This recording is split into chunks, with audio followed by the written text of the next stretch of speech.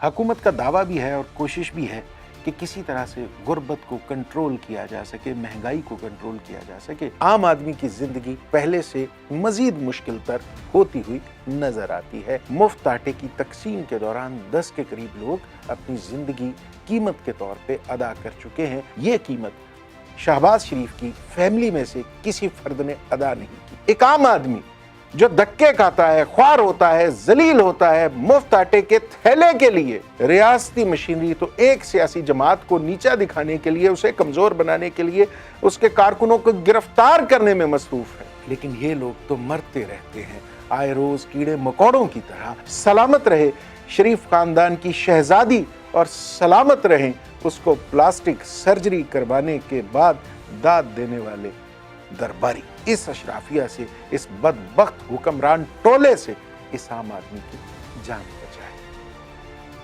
बिस्मिल्लाहिर्रहमानिर्रहीम। मैं हूं नदीम रजा, आप देख रहे हैं फोकस विद नदीम रजा। इस यूट्यूब चैनल को जरूर सब्सक्राइब कर दीजिए ताकि आपके साथ मुलाकातों का ये सिलसिला बरकरार रह सके। हुकूमत का दावा भी है और कोशिश भी है कि किसी तरह से गुर्बत को कंट्रोल किया जा सके, महंगाई को कंट्रोल किया जा सके ताकि आम आदमी की जिंदगी आसान हो सके।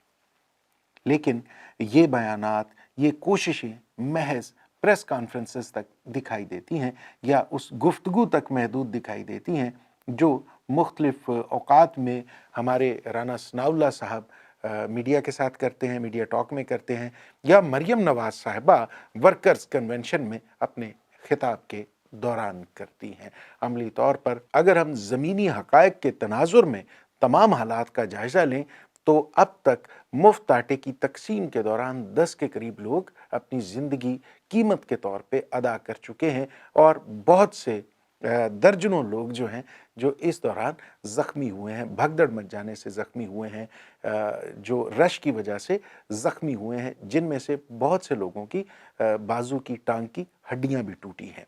अगर मुफ्त आटे की कीमत ज़िंदगी है तो यकीन मानिए कोई शहबाज शरीफ साहब को बताए, कोई निगरान वज़ीर आला मोहसिन नकवी को बताए कि ये बहुत बड़ी कीमत है। शायद ये कीमत शहबाज शरीफ की फैमिली में से किसी फर्द ने अदा नहीं की। शायद इतनी बड़ी कीमत भूख मिटाने की मोहसिन नकवी की फैमिली में से किसी फर्द ने, किसी शख्स ने अदा नहीं की। या फिर मरियम नवाज जो गुफ्तगू के दौरान बार बार दावा करती हैं कि हम आम आदमी के मसाइल हल करने की तरफ रवां दवां हैं, हमारी कोशिश है कि आम आदमी को आटा आसानी से मिले।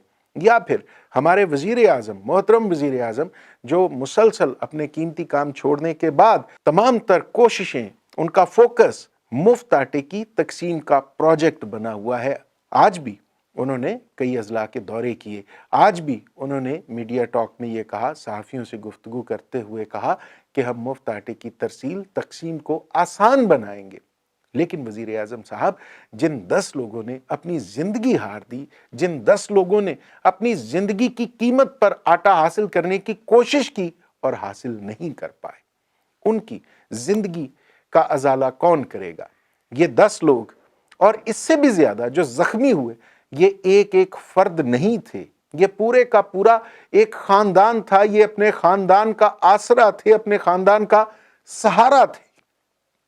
लेकिन आपको या किसी भी हुक्मरान को, ऐसे हुक्मरान को जो सिर्फ और सिर्फ इक्तदार की हवस में मुब्तला हो, जिसे अपनी तशहीर चाहिए हो, जिसे मीडिया की तवज्जो चाहिए हो, मुफ्त आटे के बदले में कीमत के तौर पर अपनी जिंदगी देना, ये कितना मुश्किल काम है और ये कितना महंगा सौदा है, यकीनी तौर पे शहबाज शरीफ साहब, मोहसिन नकवी साहब नहीं जानते होंगे।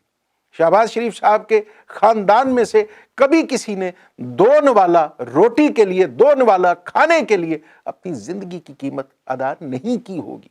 मोहसिन नकवी साहब के खानदान में से भी किसी शख्स ने, किसी फर्द ने मुफ्त आटे के लिए अपनी जिंदगी कीमतन अदा नहीं की होगी।